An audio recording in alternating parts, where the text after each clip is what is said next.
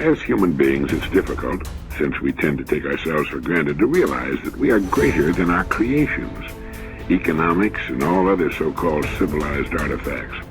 We have powers which transcend the things we've created. It takes something more, and that something more can be found in the statement that people are formed by their thoughts, that they become what they think. So we don't know where thoughts come from. We don't know how far down into your substructure the thoughts emerge. We don't know what processes of physiological alignment are necessary for you to speak from the core of your being. We don't understand any of that. We don't even conceptualize that, but I believe that you can feel that, and there's a lot of idea of alignment in psychoanalytic and clinical thinking. You're mostly dead wood. It's a shock. And you might think, well, do you really want all of that to burn off? It's like, well, there's nothing left but a little husk, 5% of you. It's like, well, if that 5% is solid, then maybe that's exactly what you want to have happen. Ordinary just simply isn't enough. Ordinary is when you want to become average and to fit in. But to get to extraordinary, what you do is you have to consult the invisible place within yourself. And this is called your soul. The ideal of the soul is space, immensity. The one thing your soul needs is to be free. Free to expand and reach out and to embrace the infinite. Yes, the ideal of the soul is infinity. It is miserable when it is circumscribed and restricted. It is a fragment of the universal soul, which is infinite.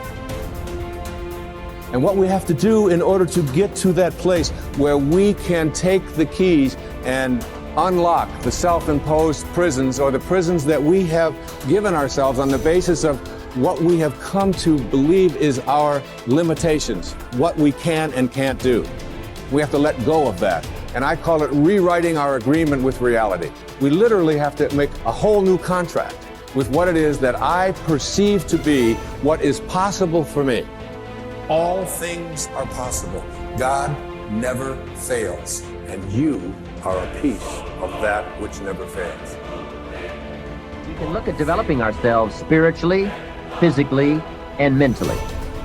With respect to our spiritual development, this may be a major or a minor issue for you, depending on your values and your goals.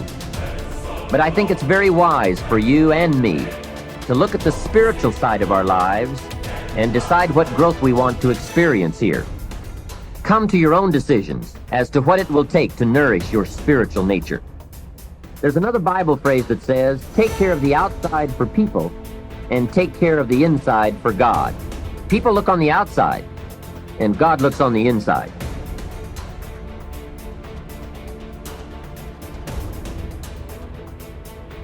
Thought power, its laws and its dynamics. Thought, the architect of destiny.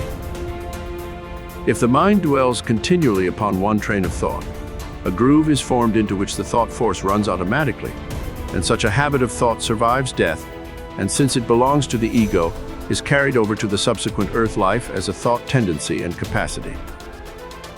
Every thought, it must be remembered, has got its own mental image. The essence of the various mental images formed in one particular physical life is being worked out in the mental plane. It constitutes the basis for the next physical life. Just as a new physical body is formed in every birth, so also a new mind and a new booty are formed in every birth. Not easy is the act of explaining the detailed workings of thought and destiny. Every karma produces twofold effect, one on the individual mind and the other on the world. Man makes the circumstances of his future life by the effect of his actions upon others. Every action has a past which leads up to it. Every action has a future which proceeds from it. An action implies a desire which prompted it, and a thought which shaped it.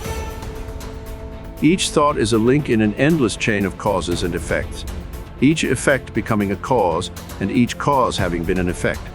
And each link in the endless chain is welded out of three components: desire, thought, and activity. A desire stimulates a thought. A thought embodies itself as an act.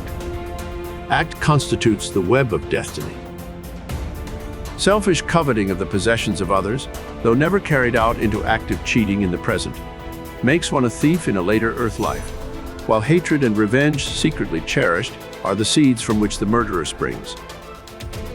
So again, unselfish loving yields as harvest the philanthropist and the saint, and every thought of compassion helps to build the tender and pitiful nature which belongs to one who is a friend to all creatures. Sage Vasishtha asks Rama to do Purushartha, or show the prowess of self-exertion. Do not yield to fatalism. It will induce inertia and laziness. Recognize the great powers of thought. Exert. By right thinking, make for yourself a great destiny. Prarabdha is Purushartha of last birth.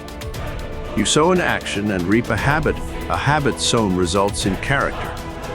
You sow a character and reap a destiny. Man is the master of his own destiny. You yourself make, by the power of your thought, your destiny. You can undo it if you like. All faculties, energies, and powers are latent in you. Unfold them and become free and great.